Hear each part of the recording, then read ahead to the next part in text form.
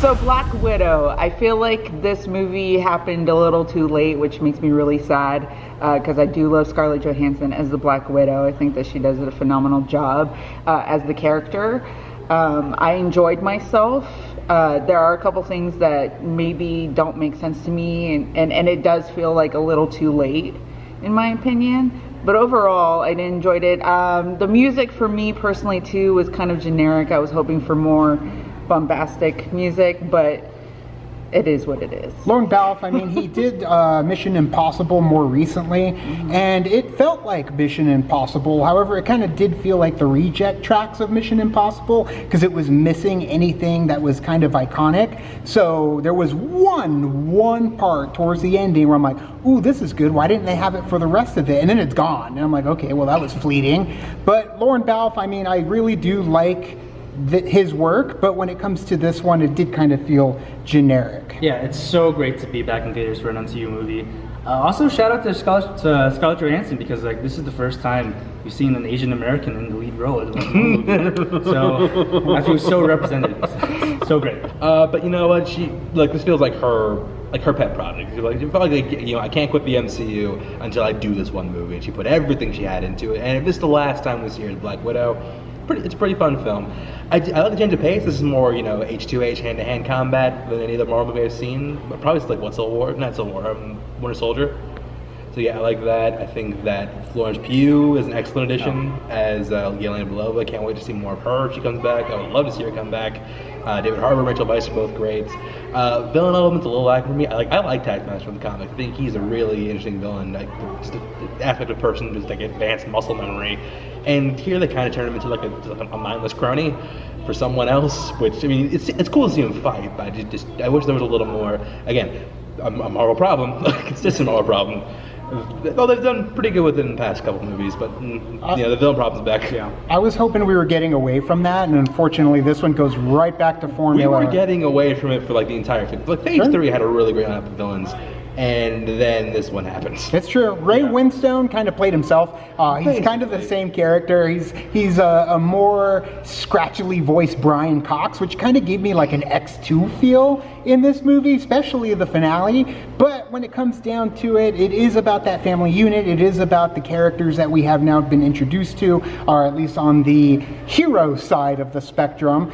There is no mid-credit scene. It kind of feels like they took the mid-credit scene and just tacked it onto the end of the movie. Then it's just credits. Then there's a post-credit scene. So make sure, as always, you stay for that. It's a Marvel movie. You got to. You have to. Y'all know the drill. We've been doing this for 10 years. Y'all know the drill. This movie, for me, did kind of feel like there were a lot of moments of just because. When I wanted explanations for certain things, it's just because. And in fact, it happened pretty consistently. And it wanted to be a Mission Impossible. It wanted to be James Bond, but yet it was more so on the line of Fast and the Furious. So I didn't really take it as I did when I watched Captain America and the Winter Soldier. But either way, it was an enjoyable time, and it is great that it happened, but it does feel like with everything going on with the shows that we have now, it is a little too late. Yeah, I remember hearing when this first got announced back in the Phase 4 slate, we're getting all these crazy, we're getting Multiverse of Madness, we're getting a Kung Fu movie, right. We're getting Eternals, which looks amazing. Right. So do you like it's like a spy movie? As fun as it is, it just feels like a step back. We should have done this already, but yeah, I mean, still, it's still fun. It's still a fun film. And I think we're a little past this. Yeah, it's really fun, and I definitely agree. I think Taskmaster was by far the most disappointing thing ever. I'm a big fan of him in the comics, and I really didn't like the direction they took the character in this movie. Sure. But I think that Florence Pugh, she stole the show from me. She's so good. I love watching her. I think she's by far the best part of this movie. Right. I enjoyed, going off of Florence Pugh, her comedic timing is very MCU, and I love it, and I can't wait to see more of her. But I do wish that this movie, I feel like this movie would have fit better if it was after Winter Soldier. After all of that, I feel like that would have been a better spot for it. Now, narratively, of course, it comes after Civil War, but with this one, they would have had to change the story to come following after right.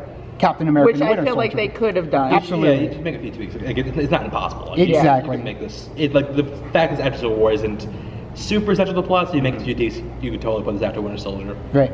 So guys, thank you so much for checking out our non-spoiler review for Black Widow. If you saw it, let us know what you thought down in the comments below. Did you see it in a theater? Are you watching it at home on Disney Plus? Tell us down there. You can also like and subscribe. And do the thing on our Facebook, Twitter, Tumblr, Instagram, Discord. All the social networking gin joints, you know where they are. Nat, where can they find you? You can find me on Call to Action, where we talk about Schmodown and stuff. I'm on there a lot.